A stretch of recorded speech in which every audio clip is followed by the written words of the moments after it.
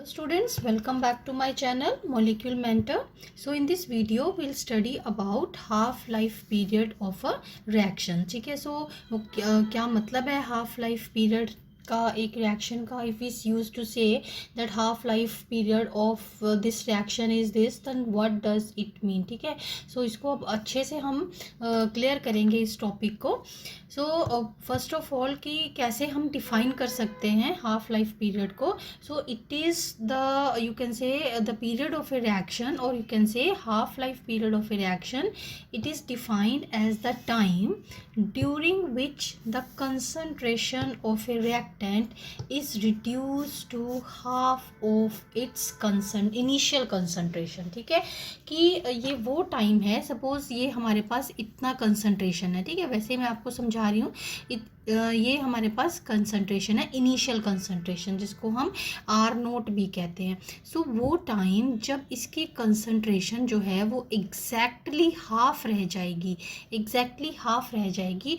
कितने टाइम में वो जो इनिशियल कंसंट्रेशन है उसकी हाफ रह गई, उतने टाइम को, उस टाइम पीरियड को हम क्या कहते हैं, हाफ लाइफ टाइम. ठीक है, अब सपोज हमारे पास इनिशियल कंसंट्रेशन जो है वो 10 मोल्स है. ठीक है, let us consider to be 10 moles. ठीक है, कंसंट्रेशन है तो हम पर लीटर्स ले सकते हैं. तो 10 मोल्स के जब हमारे पास 5 मोल्स पर लीटर उसकी कंसंट्रेशन रह जाएगी, तब हम क्या कहेंगे कि दिस, जितने टाइम में उसकी कंसंट्रेशन हाफ रह जाएगी, 5 रह जाएगी, तो उसको हम कहेंगे this is the half life time of a reaction. So is it clear. So by definition, otherwise definition भी इसकी बहुत सिंपल है. सो लेकिन मीनिंग क्लियर होना चाहिए आपको कि हाफ लाइफ टाइम का, हाफ लाइफ पीरियड किसी रिएक्शन का, उसका क्या मीनिंग है. ठीक है, so in another way it can be stated as the time at which half of the reaction is complete. ठीक, या तो हम ऐसे डिफाइन कर सकते हैं इन टर्म्स ऑफ कंसंट्रेशन, जो कि मैंने अभी आपको समझाया, या हम इसको ऐसे कह सकते हैं when 50% of the reaction is completed, और you can say half of a reaction is completed. So obviously तभी हम कहेंगे कि हाफ ऑफ द रिएक्शन जो है वो कंप्लीट हो चुकी है जब उसकी इनिशियल कंसंट्रेशन का हाफ अमाउंट जो है वो प्रोडक्ट में चेंज हो चुका है. ठीक है, so this is the meaning of a half life period of a reaction. So now next half life period for a zero order reaction. So अब zero order reaction के लिए half life period जो है हम कैसे calculate करेंगे, उसका formula derive करते हैं. So rate constant for zero order reaction, जो एक्सप्रेशन है इंटीग्रेटेड रेट इक्वेशन का जीरो ऑर्डर रिएक्शन के लिए, वो है that is K is equal to R0 minus R. So this is initial concentration, this is the concentration at any time T. ठीक है, upon T. So this is the time taken. So ये integrated rate equation का expression है for zero order reaction. ये आप मेरे previous videos में जाकर के देख सकते हो, वहाँ अच्छे से हमने प्रॉपरली ड्राइव किया है इस एक्सप्रेशन को कि ये हमारे पास कैसे आया. ठीक है, सो अब हाफ लाइफ पीरियड की जो कंडीशंस हैं उनको अप्लाई करते हैं ज़ीरो ऑर्डर रिएक्शन के लिए. जो हमारे पास रेट कांस्टेंट की इक्वेशन है उस पर अप्लाई करते हैं. So when time is equal to T1/2. So half life time को हम T1/2 से डिनोट कर देते हैं. So when the time is equal to T1/2, then the concentration left that will be the half of the initial concentration of the reactant. So 1/2 of the initial concentration of the reactant, कि जब time इसके equal हो जाएगा या half life time के equal हो जाएगा, तो उसकी जो कंसंट्रेशन है उस टाइम पे, उस टाइम कि जब उसका हाफ लाइफ टाइम आ गया, तब उसकी कंसंट्रेशन जो कितनी रह जाएगी, half of the initial concentration. ठीक है, so now if we apply वो this conditions to this expression, then we will get K is equal to R0 minus, अब R की जगह पर हम क्या फिल करेंगे, R0 अपॉन 2. सो R0 अपॉन 2, और देन T को हमने किससे रिप्लेस कर दिया, T1/2. सो ओवरऑल इसको सिंप्लीफाई करके हमारे पास आ गया T1/2 is equal to R0 upon 2K. ठीक है, so this is the expression for half life time, half life period of a reaction for zero order. ये हमारे पास ज़ीरो ऑर्डर के लिए एक्सप्रेशन आ गया है कि जब भी आपको हाफ लाइफ टाइम कैलकुलेट करना है for zero order order reactions, then we have to apply this equation. ठीक है, then अब इसका ग्राफ देखें एक बार, that this is the graph. अब यहाँ से एक्सप्रेशन से ये हमारे पास कांस्टेंट है, ये और इसका मतलब जो हाफ लाइफ टाइम है that is now directly proportional to R naught और इनिशियल कंसंट्रेशन. तो ग्राफिकली इसको हम ऐसे ग्राफ ड्रॉ करेंगे इसका.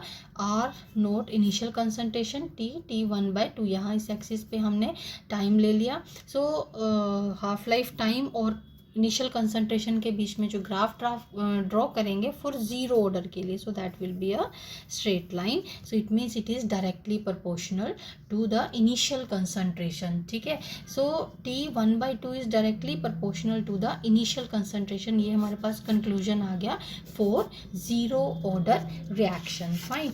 सो नेक्स्ट जो है हम हाफ लाइफ टाइम कैलकुलेट करेंगे for first order reaction. Now, rate constant for first order reaction that is given by K is equal to 2.303 upon T. अभी पहले हमने जीरो ऑर्डर के लिए निकाला तो उसका हमने जीरो ऑर्डर का एक्सप्रेशन लिखा था for like zero order expression for integrated rate of the reaction. ठीक है, अब ये इंटीग्रेटेड रेट इक्वेशन का जो हम एक्सप्रेशन लिख रहे हैं that is for the first order, because we are going to calculate half life time for the first order. ठीक है, तो हमें फर्स्ट ऑर्डर वाली इक्वेशन लिखनी है. So K is equal to 2.303 upon T log R naught upon R. ठीक है, अब at time T 1/2 R you can say concentration of reactant that is equal to R naught upon 2. तो ये तो हमें वही कंडीशन जो हमने पहले लगाई है वही कंडीशन हमें अप्लाई करनी है कि जब R की कंसंट्रेशन जो है वो इनिशियल कंसंट्रेशन के हाफ रह जाएगी. ठीक है, so again both this conditions अगर हम ये अप्लाई करते हैं इसी एक्सप्रेशन में तो हमारे पास आ जाता है K is equal to 2.303 upon T 1/2 और log R नोट. ठीक है, और R की जो कंसंट्रेशन हमने अभी यहाँ एक्सप्रेशन लिखा है कि कंसंट्रेशन कितनी रह जाएगी that is half of the initial concentration, तो उसको हमने यहाँ पर पुट कर दिया. सो ओवरऑल कैलकुलेट करके हमारे पास आ गया log 2. ठीक है, आर नोट कट गया तो आगे आ गया log 2. अब log 2 की वैल्यू है 0.301, तो ये पूरे एक्सप्रेशन को इसको मल्टीप्लाई करके हमारे पास ओवरऑल आ जाता है half life time for first order reaction that is 0.693 upon K. So this is the expression for half life time for first order reaction. ठीक है, so this is also important like previous formula for calculation purposes, for numerical purposes, ये important है आपके लिए expression.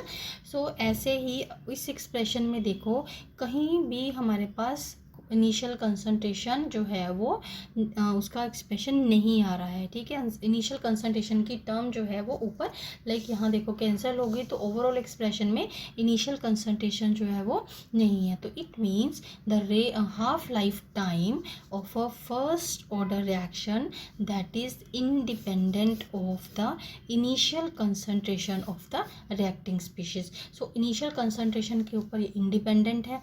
सो इसीलिए अगर हम graph draw करते हैं हाफ लाइफ टाइम और इनिशियल कंसंट्रेशन के बीच में, so that is like this. It means initial concentration अगर वेरी भी कर रही है तो लाइक फर्स्ट ऑर्डर रिएक्शन का हाफ लाइफ टाइम जो है that is not getting varied with the change in the initial concentration. ठीक है, सो ग्राफिकली हमने इसको ऐसे रिप्रेजेंट किया है कि half life time that is independent of the initial concentration. So same way हम हाफ लाइफ टाइम जो है वो सेकेंड ऑर्डर रिएक्शन के लिए भी कैलकुलेट कर सकते हैं. ऐसे ही हमने सेकेंड ऑर्डर रिएक्शन का रेट कांस्टेंट का एक्सप्रेशन लिख दिया इंटीग्रेटेड रेट इक्वेशन का, that is KT is equal to 1 upon concentration at any time minus 1 upon the initial concentration. ठीक है, same way the same conditions are applied in this expression. तो हमारे पास over यहाँ R की जगह पर हमने R नोट अपॉन 2 लगा दिया. ठीक है, सो ओवरऑल कैलकुलेट करने के बाद हमारे पास आया T 1/2 is equal to 1 upon K R naught और इनिशियल कंसंट्रेशन. इट मीन्स ये तो K हमारे पास कांस्टेंट है, अगर T हाफ लाइफ टाइम के बीच में और initial concentration like 1/R note के बीच में अब ग्राफ ड्रॉ करते हैं, so that will be a straight line, ठीक है। सो अब इसमें यहाँ से चेंज है 1/r0 कंसंट्रेशन, इनिशियल कंसंट्रेशन।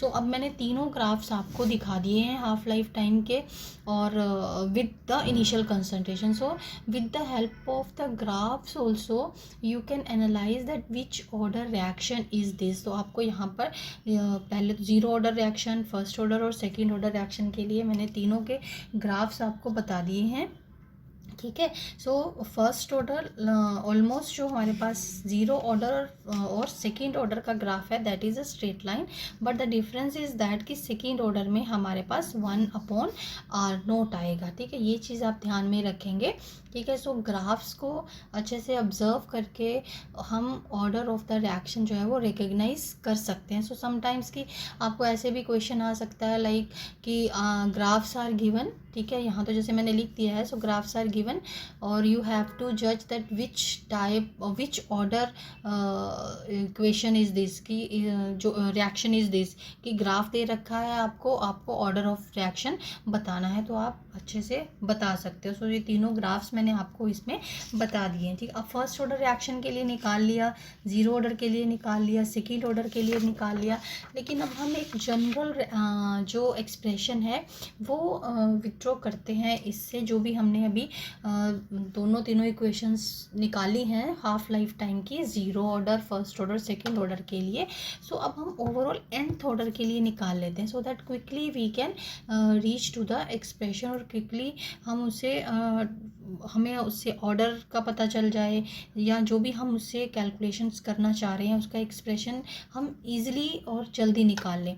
सो ये half life time that is directly proportional to 1 initial concentration n-1, ठीक है। So this is the general expression for half life time, a relation between half life time and the initial concentration। अब देखो या तो n-1 लिख सकते हो, तो इसको आपको 1 में लिखना पड़ेगा। सो अगर आप 1 माइनस इसको रिवर्स करते हो, डायरेक्टली प्रोपोर्शनल टू r0 करते हो, तो ये चीज़ जो है वो 1 - n हो जाएगी। सो दिस इज़ वेरी सिंपल, तो दोनों वेज में आप कैलकुलेट कर सकते हो। अब देखो इस इक्वेशन को अब हम अप्लाई करते हैं to calculate the relation of the half life time and initial concentration for third order reaction. So it means third order reaction, n here representing the order of the reaction। So n is equal to 3, so t 1/2 directly proportional to 1/r0। तो n की जगह पर हमने ये इस expression से निकाल रहे हैं, ठीक है। 3 पुट कर दिया, 3 - 1, तो ये हमारे पास आ गया 1/r0 raise to the power 2। It means अब इसके और इसके बीच में आपको ग्राफ ड्रॉ करना है r0 स्क्वायर, 1/r0 स्क्वायर के बीच में, ठीक है। So this is 1/r0 square, so again it is directly proportional, तो graph will be straight line. So this is also very important, इसको आप नोट कर लीजिए। So this is the direct relation between half life time and the initial concentration.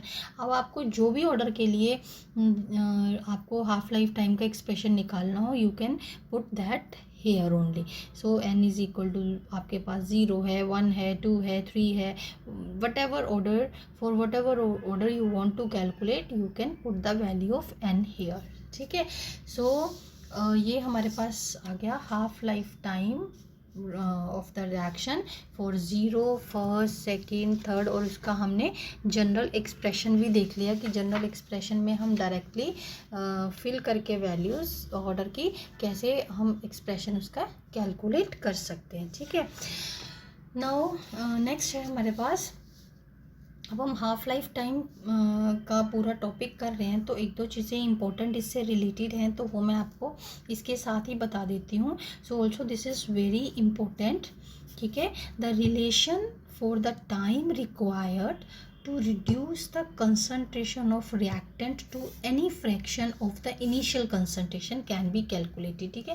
अब इसमें हमें ये calculate करना है कि that is the relation for the time required कि reduce the concentration of reactant, कि किसी भी रिएक्टेंट की हमने किसी भी फ्रैक्शन तक कंसंट्रेशन को रिड्यूस करना है तो हम कैसे कैलकुलेशंस कर सकते हैं। फॉर एग्जांपल से आपको थोड़ा बेटर क्लियर हो जाएगा ये। Like for first order reaction, देखिए order for first order reaction, क्योंकि हमें ऑर्डर पता होना ज़रूरी है या इट विल बी गिवन, कि ताकि हम उसी एक्सप्रेशन का उसी ऑर्डर का एक्सप्रेशन लगा करके वैल्यूज़ पुट करें, ठीक है। सो here I am taking for the first order reaction. So time required to complete 1/3 of the reaction that will be given as, अब वो टाइम हमें कैलकुलेट करना है जब 1/3 रिएक्शन जो है वो कंप्लीट हो चुकी है। तो इसको कैसे अप्लाई करेंगे। सो लेट इनिशियल कंसंट्रेशन को हमने ए मान लिया है, और जो कंसंट्रेशन एट एनी टाइम कितनी रहेगी, क्योंकि 1/3 of the reaction that has time that is completed, वो कंप्लीट हो चुकी है, ठीक है। It means 1/3 of the reaction का जो वो कंप्लीशन है, और 1/3 ऑफ द रिएक्टेंट कंप्लीट हो चुके हैं, उसको हमने इनिशियल कंसंट्रेशन में से सब्ट्रैक्ट करेंगे। सो 1/3 of A, so it means इतना अमाउंट जो है वो यूज़ हो चुका है, तो उसको इनिशियल कंसंट्रेशन से सब्ट्रैक्ट करके हमारे पास आ जाएगा कंसंट्रेशन एट एनी टाइम, ठीक है, because this is the concentration left eight any time, ठीक। सो इसको हमने इतना 1/3 जो है वो रिएक्शन कंप्लीट हो चुकी है, it means 1/3 of the initial concentration that has been used, तो बची कितनी हमारे पास 2/3 ये कंसंट्रेशन हमारे पास लेफ्ट है, ठीक है। It means t 1/3 is equal to 2.303 k लोग। अब ये फर्स्ट ऑर्डर रिएक्शन का जो एक्सप्रेशन है हमारे पास रेट कांस्टेंट का फर्स्ट ऑर्डर रिएक्शन के लिए, क्योंकि 1/3 है तो 1/t इज इक्वल टू 1/3, और दिस इज इनिशियल कंसंट्रेशन, और एट एनी टाइम जो हमारे पास है दैट इज़ 2/3a। तो इस हिसाब से हमने कैलकुलेट कर लिया 3/2। तो दिस इज़ द एक्सप्रेशन, ठीक है, कि बाय 1/when कब निकाला हमने, कितनी जो fraction of reaction that has been completed that is 1/3। अब सेम वे एक और एग्जांपल करके देख लेते हैं हम। 3/4 of the reaction that has been completed. अब उसके लिए हमारे पास टाइम क्या लगेगा कि जब हमारे पास 3/4 रिएक्शन जो है वो कंप्लीट हो चुकी है। So again same way initial concentration को हमने ए मान लिया, सो ए माइनस 3/4 ऑफ ए, ठीक है। ये कंसंट्रेशन जो है उसमें से सब्ट्रैक्ट करेंगे इनिशियल में, सो इनिशियल में से, so what is the left concentration that is 1/4 ए, ठीक।